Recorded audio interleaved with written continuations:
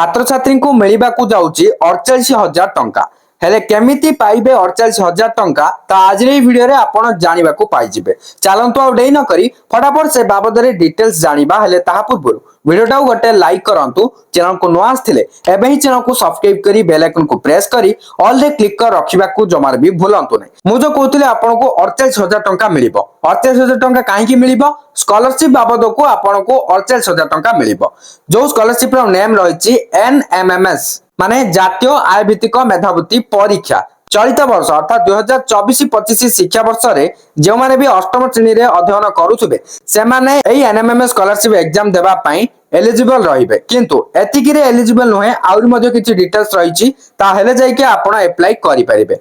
एति पई चलित 2024 डिसेंबर 1 तारिख माने प्रथम रविवार दिन निर्धारित समय सूची अनुसार परीक्षा अनुष्ठित हेबो।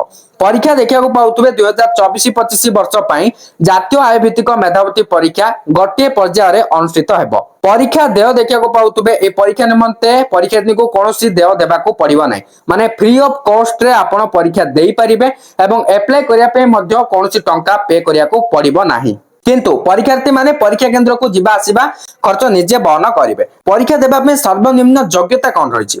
जातीय आय भित्तिक मेधावृत्ति परीक्षा बा एनएमएमएस स्कॉलरशिप एग्जाम देबा पई यदि आपनकर कैटेगरी माने कास्ट जनरल किबा ओबीसी किबा एससीबीसी कैटेगरी रो ताले आपण सप्तम श्रेणी रो जो वार्षिक परीक्षा देथिले सेतरे जदि सर्वनिम्न मिनिमम 55% रखी जदि पास करचंती ताले आपण स्कॉलरशिप एग्जाम देबा पे अप्लाई करि परिबे एवं एग्जाम भी देई परिबे। 55% रो जदि अधिक भी मार्क अछि ताले तो बहुत भलो कथा, किंतु मिनिमम मार्क को आइछि 55%। ओके, तापर संरक्षित वर्ग माने रिजर्वेशन कैटेगरी जति रहिछि एससी एसटी एंड पीएच बा पीडब्ल्यूडी सेमानक पई एथिरे 5% कोहळ करा जिवो। माने सप्तम श्रेणी रो वार्षिक परीक्षा रे 50% माने मिनिमम 50% रखिक भी जदि पास करचंती ताले ए स्कॉलरशिप पई अप्लाई करि परिबे एवं ए स्कॉलरशिप एग्जाम को देई परिबे। प्रार्थी 2024-25 शिक्षा वर्ष रे राज्यर सरकारी किंबा सरकारी अनुदान प्राप्त अण आवासिक विद्यालय रे अष्टम श्रेणी रे अध्ययन करुथबा आवश्यक। प्रार्थींकर पितामातांक वार्षिक आय समस्त सूत्ररु 3,50,000 टंका रु अधिक होई नथियो। माने वार्षिक आय जो पितामातांक रहिछि 3,50,000 टंका रु कम हेतिबा को पड़िबो।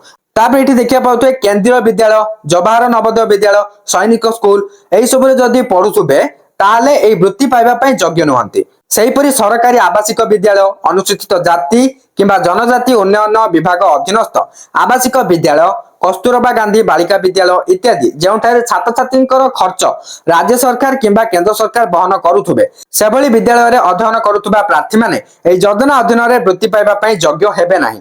ता सहित एठी कहै जदिओ ओडिशा आदर्श विद्यालय छात्र छात्री निमंते हॉस्टेल सुविधा अच्छी किंतु यह समस्तक पई उपलब्ध नाही।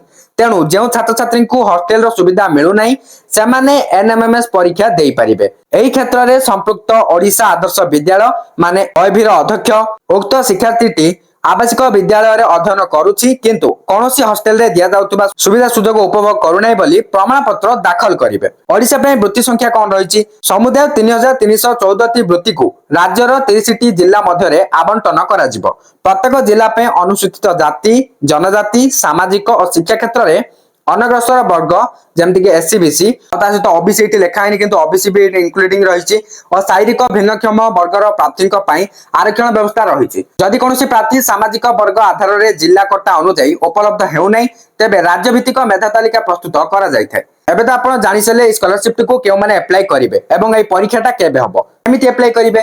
तो एथिबे आपण फास्ट गूगल क्रोम ब्राउजर को ओपन करिवे तापर गोटे नुवा टैब ओपन कर देबे। एठा जो सर्च बार रहिछि यार ऊपर क्लिक करिवे। एठी आपण nmms.odisha.gov.in टाइप करके सर्च कर देबे।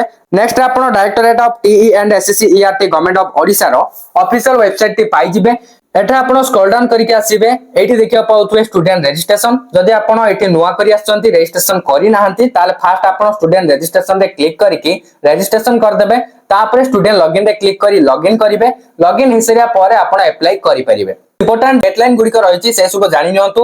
ऑनलाइन अप्लाई पई 1/8/2024 माने अगस्त 1 ठारू आरंभ होई सरछि।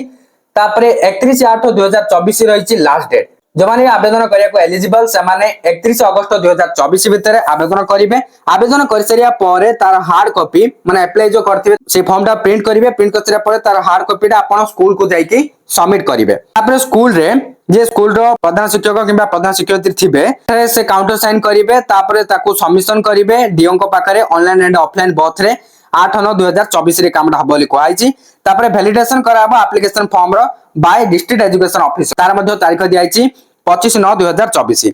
एई सब प्रक्रिया सरला परे एडमिट कार्ड केबे थारु स्टूडेंट डाउनलोड करि परिबे 27/11/2024 टू 1/12/2024 भितर ऑनलाइन रे एडमिट कार्ड डाउनलोड करि परिबे। केउ वेबसाइट रे nmms.odisha.gov.in वेबसाइट को आसी कि एडमिट कार्ड डाउनलोड करि परिबे। एडमिट कार्ड केमती डाउनलोड करिवे सेतेबेले डाउनलोड करिया पे शो होई जिवो सेतेबेले म आपनको डाउनलोड करिवार प्रोसेस ता मध्ये जणै देबी।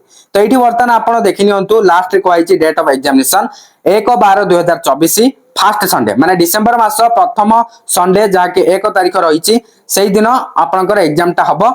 आ जदि एबे आपण अप्लाई करिवार फुल प्रोसेस जानिया को चाहउचंती सेने वीडियो दरकार ताले निहाती कमेंट करके जणे देबे सेने मध्ये वीडियो आसी जिवो। ता सहित आ एग्जाम रे केउ टाइप रो क्वेश्चन आसीबो केउ विषय रो क्वेश्चन आसीबो केते मार्क रो परीक्षा हबो केते समय आपनको दिया जिवो सेने जदि डिटेल्स वीडियो दरकार निहाती कमेंट करके जणेबे सेने मध्ये वीडियो खूब शीघ्र हमर चैनल रे देखिया को पाई जिवे। वर्तमान आपण चैनल को सब्सक्राइब करी बेल आइकन को प्रेस करी ऑल रे क्लिक कर रखिया को जमारे भी भूलंतु नै।